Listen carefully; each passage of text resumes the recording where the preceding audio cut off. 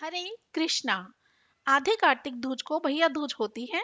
भैया दूज को अपनी बहन भाइयों को बहनें जिमाएं, अपने हाथों से टीका लगाएं, नारियल दें। भाई अपनी बहनों को रुपए दे। यदि बहन भाई को अपने हाथ से जिमाए तो भाइयों की उम्र बढ़ती है और जीवन के कष्ट दूर होते हैं। भाई दूज की कहानी इस प्रकार है। एक ब्राह्मण के दो संतान थी, एक लड़का और एक लड़की। लड़की बड़ी और सुशील थी। वह अपने भाई को कभी नाराज होकर बुरा भला नहीं कहती थी। वह भाई बहन से मिलने उसकी ससुराल गया तो वह चरखा काट रही थी। तभी बहन का सूत का तार टूट गया।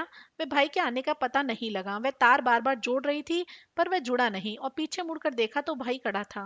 वह भाई से गले मिलकर अपने भाई के आदर सत्कार के लिए पड़ोसन से पूछने गई। उसने तेल का चौका लगाकर घी में चावल पकाए परंतु चौका सूखा नहीं और चावल पके नहीं। एक दूसरी सहेली से पूछने पर गोबर का चौका लगाकर दूध तथा पानी में चावल डालकर खीर बनाई और भाई को खिलाई। दूसरे दिन भाई के रास्ते के लिए वह चक्की में आटा पीसने लगी। आटे के साथ चक्की में सांप पिस गया और उसे पता नहीं चला। उसने उस आटे के लड्डू बनाकर और कपड़े में बांधकर अपने भाई को दे दिए। जब वह चला गया तो उसे सांप पीसने का पता चला। भाई की प्यारी बहन अपने बच्चों को पालने में ही सोता छोड़कर भाई की राह पर चल दी। बहन अपने बहुत दूर जाने पर उसे उसका भाई एक पेड़ की छाया में सोता हुआ मिला और पास में पोटली रखी देखी। भाई ने अब तक कुछ खाया नहीं था।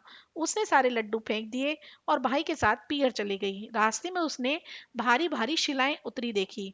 एक राहगीर ने जब उससे उन शिलाओं के बारे में पूछा तो उसने बताया जो बहन अपने भाई से कभी नाराज न होती हो, उसके भाई की शादी के समय ये उसकी छाती पर रखी जाएंगी। थोड़ी दूर जाने पर उसे नाग तथा नागिन मिले। नाग बोला जिसकी छाती पर ये शिलाएं रखी जाएंगी उसे हम खा लेंगे। उपाय पूछने पर नागिन ने बताया कि भाई के सब काम बहन करे तथा भाई भावज को कोसकर गालियां दे, तभी भाई बच सकेगा। वहीं से वे भाई को कोसने लगी। गालियां देती देती पीहर पहुंच गई। माँ बाप को बेटी का व्यवहार अच्छा नहीं लगा। विवाह की लगन आई तो वह भाई को गाली देते हुए स्वयं लगन चढ़ाने लगी और वह घोड़ी पर बैठ गई। जो वह घोड़ी पर बैठी तभी शिलाएं उड़ती हुई आई और पुरुष के स्थान पर नारी को देखकर वापस चली गई।